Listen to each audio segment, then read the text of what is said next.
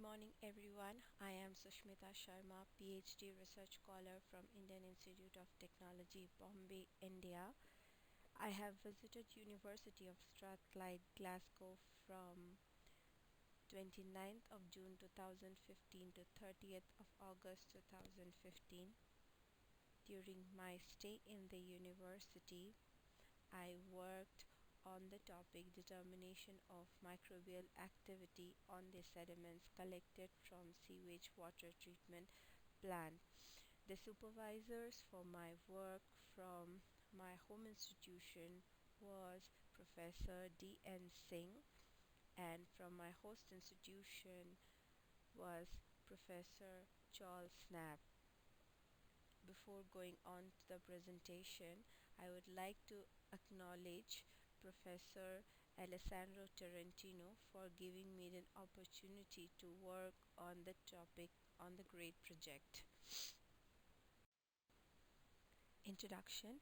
The sewage, sludge, and sediments are a surplus and inevitable semi solid byproduct generated during the treatment of industrial or municipal wastewater. The discharge of wastewater from commercial and industrial waste into the surface water, the discharge of untreated domestic sewage, chemical contamination from industries, release of waste and contaminants such as chemical fertilizers and pesticides due to agricultural runoff may lead to pollution of water and subsequent soil contamination. To treat the discharged water from buildings and colonies effectively, sewage treatment plants and effluent treatment plants are engaged.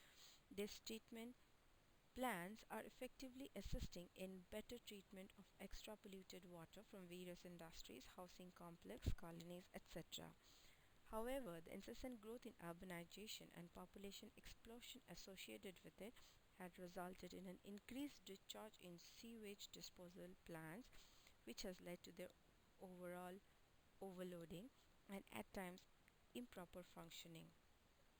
This necessitates sludge disposal, either periodic or once per lifetime desiltation of these lagoons.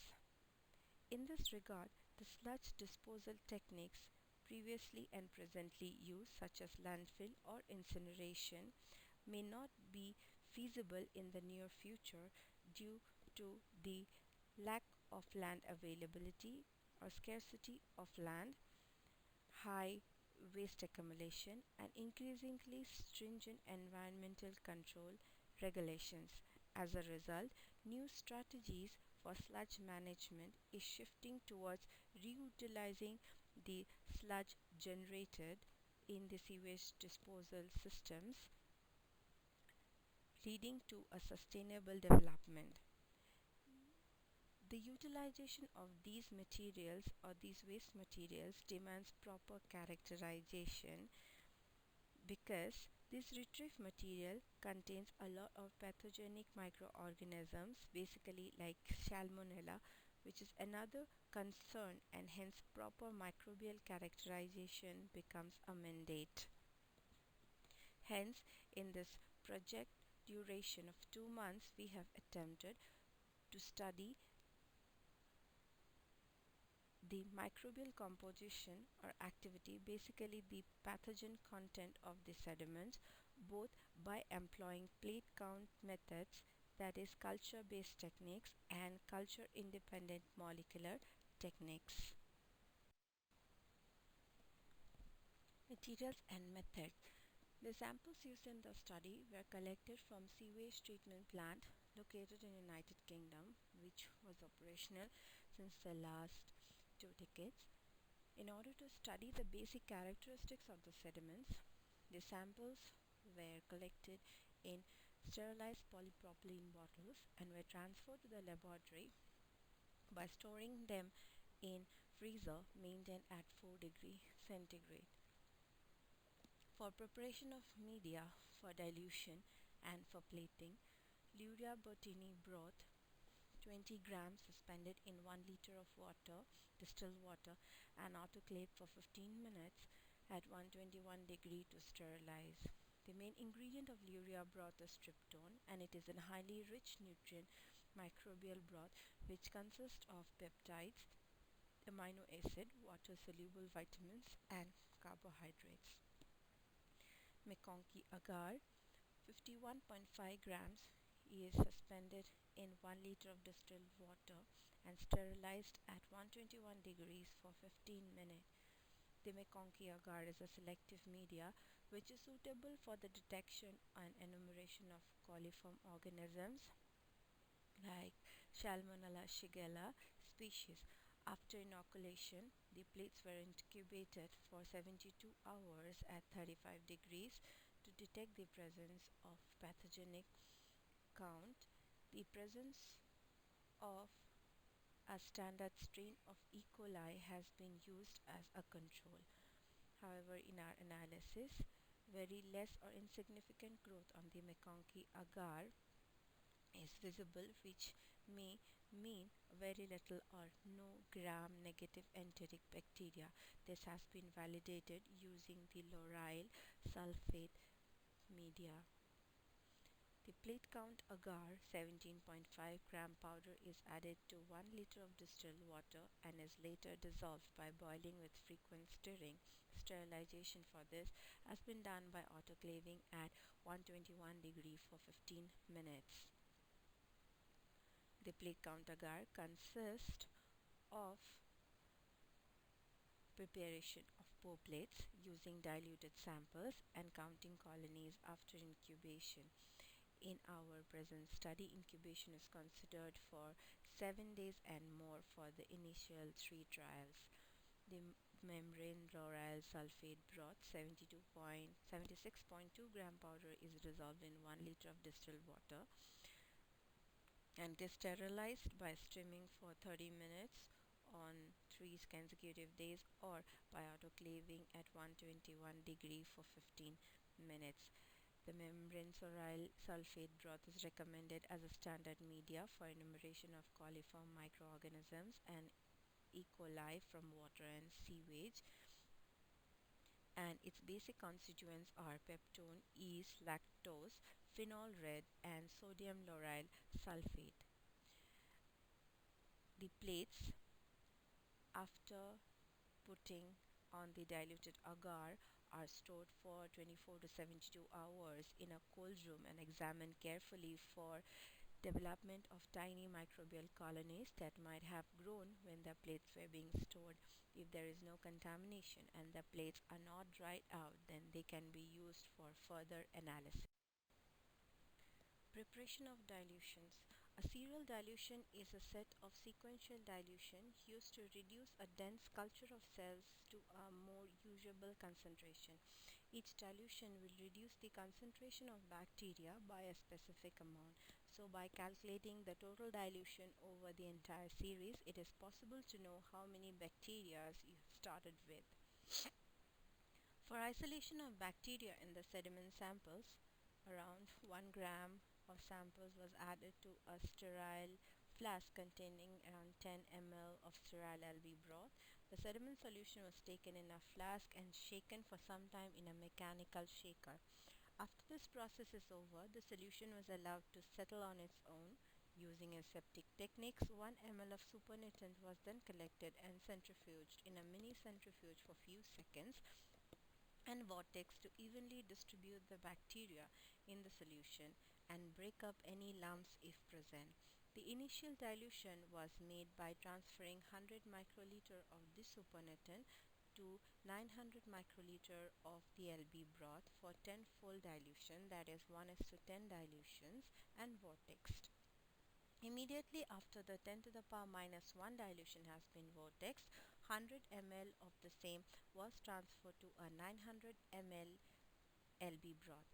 This 1 ml solution now represents 10 to the power minus 2 dilution for the original sample. The process is repeated over and over again to obtain 10 to the power minus 4, 3, minus 4, minus 5, and minus 6 dilutions. The subsequent dilution process helps in reducing the overcrowding effect of the bacteria growing on the plates. As result obtained for one such set of observation is tabulated in the presentation. The process of dilution which reduces the overcrowding can be seen in the Petri plates given in the figure below. During the process of handling the samples, preparing the dilutions and plates, and then inoculating the samples in the sterilized plate might induce contamination to the plates. The figure shows a typical type of contamination which spreads all over the plate. This type of plate should be avoided and utmost care should be taken for its prevention during the process of microbial culturing. Extraction of DNA from sediment sample. The standard culture techniques to characterize microbial ecology involves isolation and characterization of microorganisms using commercial growth media.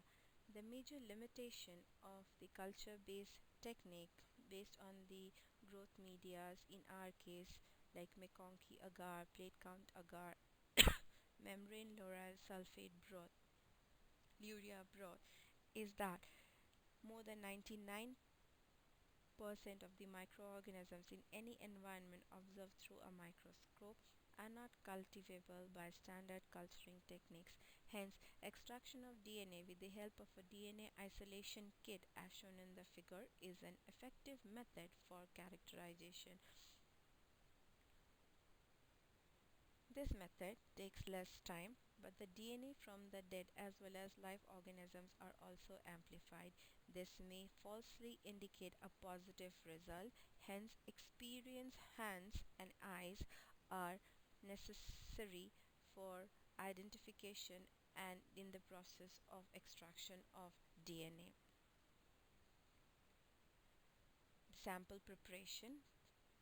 As you can see from the flow chart given on the left side, in this process the sample is taken and it is prepared for the extraction of DNA. The chemicals are introduced to it which basically helps in cell lysis. When cell lysis occurs, a white precipitate is produced which contains the broken down fatty acid and lipids associated with the cell membrane. Inhibitor removal technology is also used by introducing chemicals to precipitate the non-DNA organic and inorganic material including the humic substances, cell debris and proteins. Thereafter, the cells are washed and during the washing process DNA is selectively bound to the silica membrane in the spin filter device. Ethanol-based wash solutions are used further to clean the DNA that is bound to the silica filter membrane in the spin filter. Finally, an elution buffer is used to collect the pure DNA.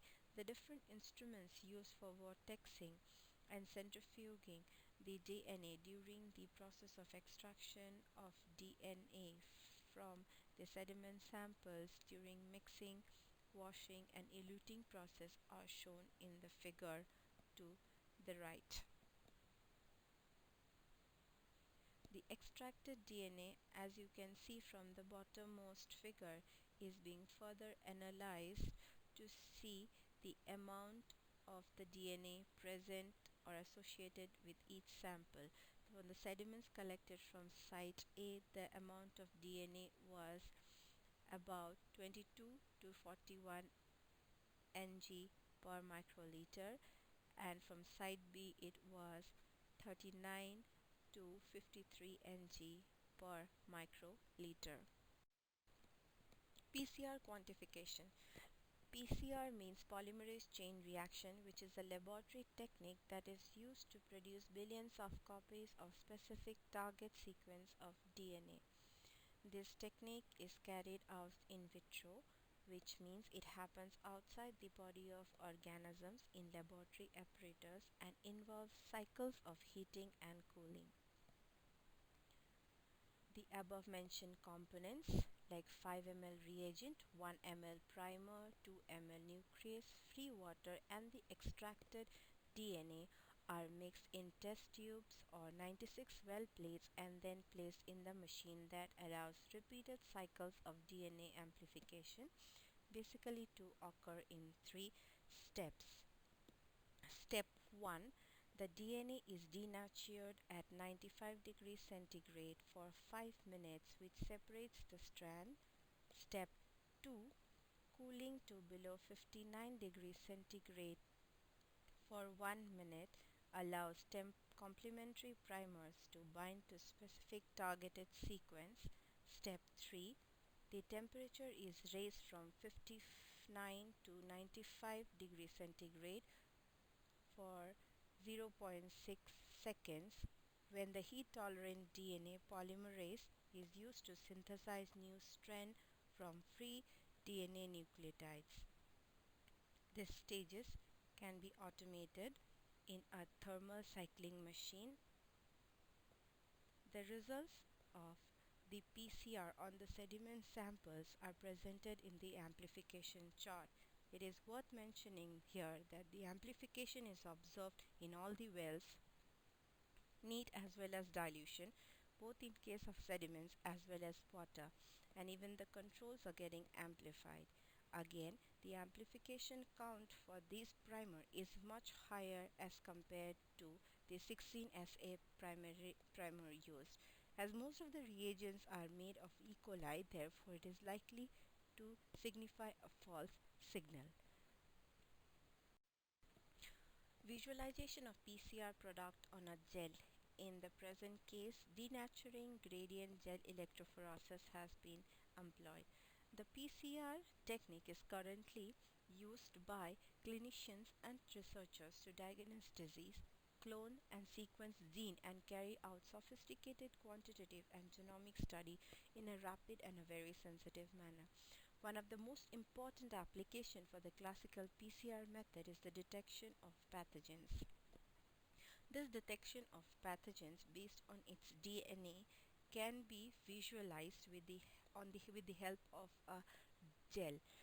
In denaturing gradient gel electrophoresis, the PCR products are obtained from environmental DNA using primers for a specific molecular marker. For our case, it is 16S RNA gene and electrophoresed on a polyacrylamide gel containing a mixture of urea and formaldehyde. The protocols involved during the process of the DGG process involves building the assembly for the gel, pouring the gel, running the gel, and staining it. The staining of the gel is done in ethidium bromide. This process separates the DNA products on the basis of its size and charge. The preliminary results after staining the gel and viewing under a UV transilluminator is presented in the slide. Conclusions and future scope. The growth of pathogenic organisms in environmental samples were detected by the use of different culture plates, and subsequent attempts have also been made to study the genetic signature of these pathogens and microorganisms present in these samples. It has been found that the molecular methods like PCR and DGGE is very sensitive and can give rapid results in less than 1 day when compared with the different culture plate techniques, wherein the results are obtained after 7 or 15 days. Because PCR is a highly sensitive instrument, any form of contamination of sample, even by a trace amount of DNA, can produce misleading results. Hence, expertise on this PCR technique is a mandate. This can be achieved by doing multiple trials for establishing the extent of microbial activity on the sediments. Thank you.